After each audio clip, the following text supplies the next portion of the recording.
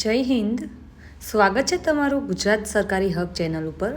આજના વિડીયોમાં આપણે વાત કરીશું મહાત્મા ગાંધી રાષ્ટ્રીય ગ્રામીણ રોજગારી ગેરંટી યોજના વિશે, જેને આપણે સૌ સામાન્ય રીતે મનરેગા તરીકે ઓળખીએ છીએ.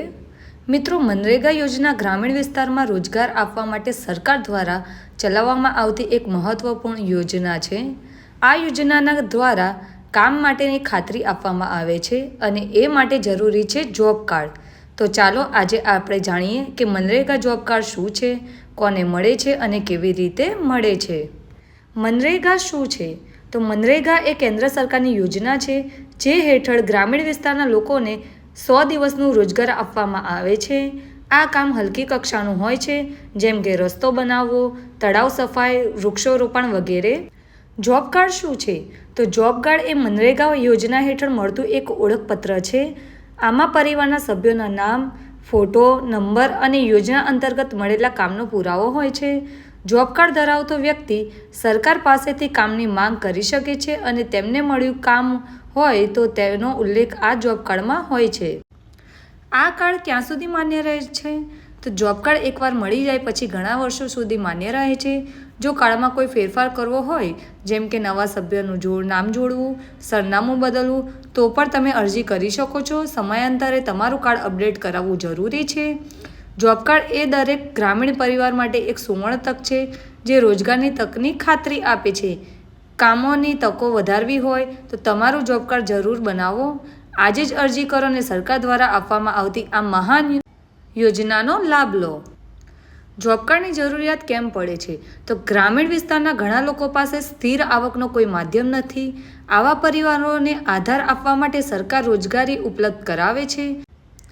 જોબ કાર્ડ સાથે લોકોને તેમના જ ગામમાં રોજગારી મળી રહે છે. લોકોને બહાર શહેરી વિસ્તારોમાં જવાની જરૂર પડતી નથી, એટલે તેમને કામ પણ મળે છે અને પરિવાર સાથે રહીને જીવન જીવવાની તક પણ મળે છે. જોબ કાર્ડથી થતા ફાયદા શું છે? તો જોબ કાર્ડ ધરાવનાર વ્યક્તિને સરકારી કામો જેવા કે નાંદણી, રસ્તા બનાવવાનું કામ, પાણીની વ્યવસ્થા, પૌધારોપણ વગેરે માટે કામ આપવામાં આવે છે. આ કામ માટે દરરોજ નક્કી કરેલી મજૂરી મળતી હોય છે. મજૂરી સીધી લોકોના તેમના બેંકના ખાતામાં ટ્રાન્સફર કરવામાં આવે છે. જો કામ ઉપલબ્ધ ન હોય તો પણ ઉમેદવારને વળતર મળવાનો અધિકાર છે. જોબ કાર્ડ માટે લાયકાત શું છે? તો ઉમેદવારની ઉંમર ઓછામાં ઓછી 18 વર્ષની હોવી જરૂરી છે. તે વ્યક્તિ ગ્રામીણ વિસ્તારનો નિવાસી હોવો જરૂરી છે. પરિવારની આવક સરકારી ધોરણે નક્કી કરેલા પ્રમાણપત્ર મુજબ ઓછી હોવી જોઈએ. અરજદાર પાસે આધાર કાર્ડ અને રેશન કાર્ડ હોવું આવશ્યક છે. તેમજ આધાર કાર્ડની અંદર તમારો મોબાઈલ નંબર લિંક હોવો જરૂરી છે. આ માટે જરૂરી દસ્તાવેજો કયા જરૂર પડશે? તો આધાર કાર્ડ, રેશન કાર્ડ, બેંક ખાતાની વિગતો તેમજ પાસપોર્ટ સાઇઝનો ફોટોગ્રાફ, મોબાઈલ નંબર તેમજ રહેઠાણ પ્રમાણપત્ર જે કેટલાક વિસ્તારોમાં જરૂરી હોઈ શકે છે, તેમજ ગ્રામ પંચાયતનું નામ. જોબ કાર્ડ માટે કેવી રીતે અરજી કરવી? તો જોબ કાર્ડ માટે તમે 2 રીતે અરજી કરી શકો છો. પહેલી છે ઓનલાઈન અરજી. તમારે મનરેગા યોજનાની ઓફિશિયલ વેબસાઇટ ઉપર જઈને રાજ્ય, જિલ્લા અને ગ્રામ પંચાયતનું નામ પસંદ કરીને અરજી ફોર્મ ભરવાનું રહેશે. તમારું નામ, ઉંમર, લિંગ, પરિવારના સભ્યોની માહિતી અને સરનામું ભરવાનું રહેશે. જરૂરી દસ્તાવેજો અપલોડ કરવાના રહેશે. બીજો ઓપ્શન છે ઓફલાઈન. જો તમને ઓનલાઈન ફોર્મ ભરવામાં પ્રોબ્લેમ આવતી હોય તો તમે તમારા ગામની ગ્રામ પંચાયતમાં જઈને તાલુકા પંચાયત ઓફિસ અથવા તો BDO ઓફિસમાં જઈને પણ આ ઓફલાઈન ફોર્મ ભરી શકો છો. ત્યાં તમને અરજી ફોર્મ મળશે જેને તમે ભરશો અને જરૂરી દસ્તાવેજો જોડશો. આ અંગે તમને કોઈ પણ પ્રોબ્લેમ જણાતી હોય તો તમે ગ્રામ સેવક અથવા સરપંચની મદદ લઈ શકો છો. મિત્રો, મનરેગા યોજના વાસ્તવમાં ગ્રામીણ પરિવારો માટે ખૂબ જ ઉપયોગી છે.